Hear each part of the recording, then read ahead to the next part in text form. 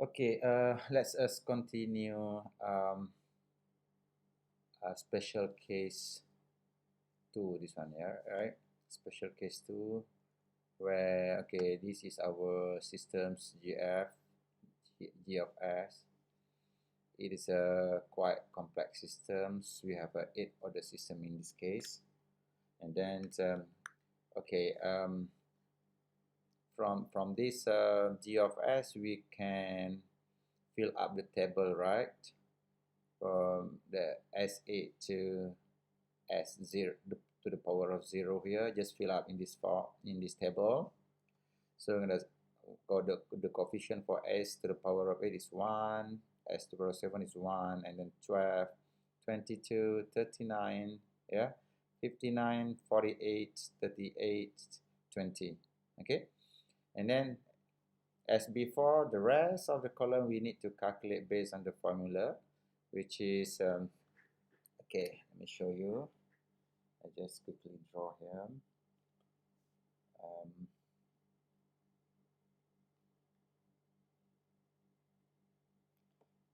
Okay, right now we have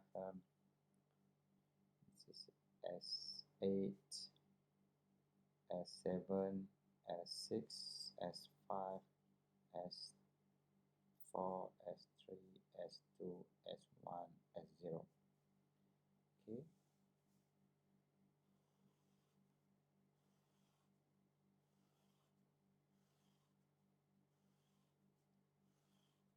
Takes time to do this. So, okay. Okay, right now we divide this column into several columns. Okay, here this is S to the power of 8. This is basically S to the power of 8. 7, this is S6. This is S to the power of 4. It's actually, when you fill up these, this is S to the power of 8, S to the power of 7, S to 6, S to 5, S to 4, S to 3, S to 2, 1, and 0. Okay, this is S to 3 and 2, this is 0. So we just fill up that one. We got this 1, 1, 12, 22, 39, okay, 59, 48, 38, 20. Okay, so we fill up this one based on the coefficients of the systems. Then this one, okay, we consider this is A1, A1, A2, A3, and you use a formula. A1 is 1 times 12 minus 1 times 22 divided by 1, right? Divided by 1. So we got this minus 10, we got this minus 20. If you calculate this, you got this, okay, 20. The next row we have 20. Okay, I just copy down here. 60, 40, and 0. Okay, so we stop at, when we see 0 here, you just stop it, because if we calculate further, then you get 0.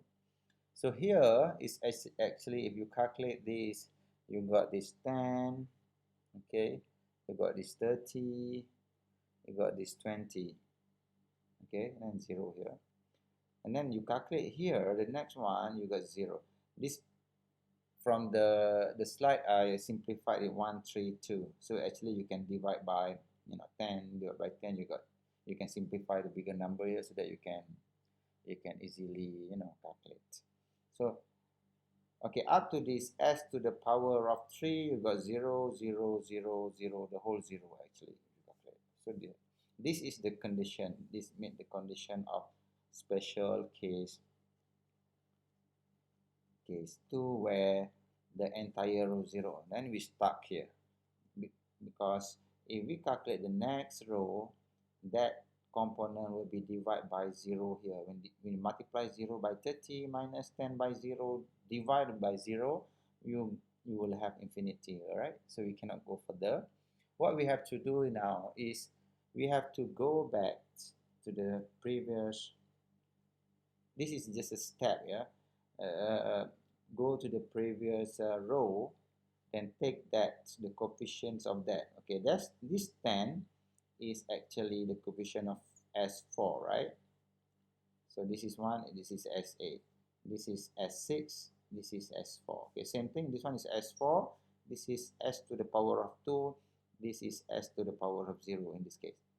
So it's always keep that. In this case, S to the power of 5 here, S to the power of 3, S to the power of 1. So for this one, okay, for this, we call this auxiliary equation. So it is just above the row that has all 0, right? So now we write the auxiliary equation. Okay. So 10s to the power of 4 plus 30 s to the power of 2 plus 20 power of 0, right? So we got this. This is our not 20. So we simplify this, we divide by 10, we got this s to the power of 4 plus 3s4 plus 2, right? Okay, now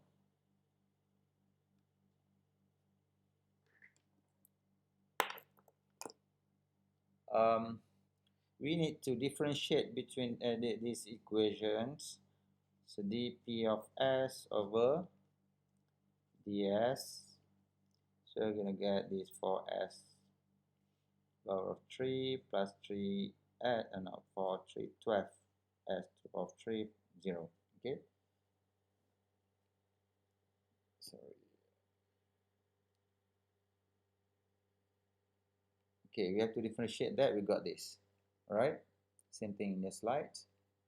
Then now that this 4 and 12, this is become the coefficients of s to the power of 3. No, sorry. This is 2. So 2, 3, 6 s. Sorry, 6s. So I write again. dp of s over ds. This is 4s cubed plus 2, 3, 6, 6s. Yeah. 2, 3, 6s. So that's in the notes. I think in the slides it's supposed to be 6s, not 6s squared, right? So correct that. So do you have that? So right now we have this 4 is s to the cube, this is s to the power of 1, okay? So we need to take this value, pull back in here, right? Because this s to the power of 3, we have 4 here. So instead of 0 here, we put 4. And then followed by this one is 6. So this one is okay to remain 0 because anyway you calculate you got 0. So now we have a new number 4 and 6 here, right? Okay, scroll down, there's 4 and 6 there. Okay, and then we calculate further. Now we can actually proceed because this column here is no longer 0. We can find some values there. So we will find this is the value of the next columns. 2, 1/3, and that's the last one, 2. Okay, we fill out this one. It's the same formula, just cross multiply, you got this value. Okay, now we know that we got this the first row of the RH table. So we need to see this. Okay, this is the first row. The rest is not important in this case. So we want to see that what is there any sign change on this column? Okay, we know that from the power, the order of the systems is 8. That means the total poles, okay, the total roots or poles equal to 8, right? So from 8, how many on the left hand plane, right hand plane, or omega is? That's what we want to know, right? So from the slides, you can see that the total poles are equal to 8 RHP2. Okay, the first we need to determine how many sign change first. Okay, that will determine the number of poles on the right hand plane. So let's see this one positive. There's no sign change. There's one sign change here, positive to negative. Negative to positive, there's two sign change. And then the rest, no sign change, right? So there's two sign change. So that means RHP, the number of pole on right hand plane, equal to 2. Okay?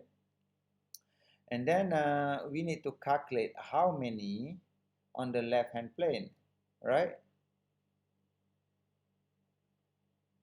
So that's another way we can actually determine the number of on the j omega axis, is because we need to see that what is the power of the auxiliary equations.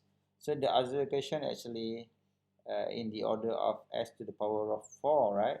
So we can say that there's j omega axis equal to 4 poles on the j omega axis, and then the remaining poles are on the left hand plane. That means equal to 2. So that will make up total of 8 here, right? So altogether 8. That means from here we can see the system is stable or not. It is not stable, because if you see in the plot, right? If you see in the plot, okay, if you plot, yeah, just simply put 2 on the right hand plane, 4 maybe on the, yeah, 4, sorry, and then 2 here.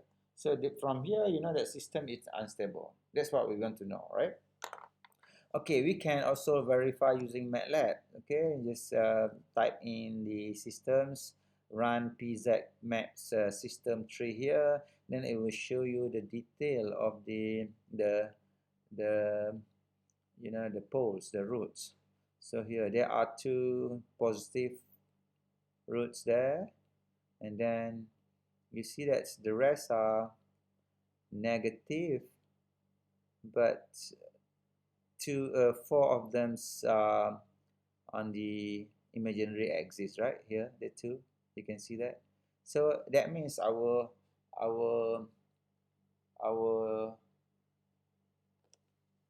uh, assumptions, or we the you know, the method that we use from this RH table is tally with the MATLAB answers. That means without having to calculate, right, the roots, we can tell whether the system is stable or unstable, right? So okay, let's move on to the next one. It is the same thing. If you calculate this, you got this, you have to follow the same thing, and then you got this, and then you can see. Okay, in this case, you have a special case 1 in the special case 2, right? You see that this is special case 2, where you have the entire 0. When you fill up further, you have one. You found that one more 0 here, followed by 1. That means that fulfills the special case 1. So that means you have 2, right? Within that special case 2 here, okay, you also found special case 1 on that. So you will treat the same thing, but the way you calculate, it depends on this the number of sign change. All right. So from here, the example is the total poles is 5, poles on the right hand plane 2, because there's a sign change here, and then poles on j omega axis is 0, right? So then it is tally with this one, because of there are 2 poles on the right hand plane here, and then the 2 poles on the left hand plane, they are cancel each other, that cause the system to be in a special case 2. Okay, all right.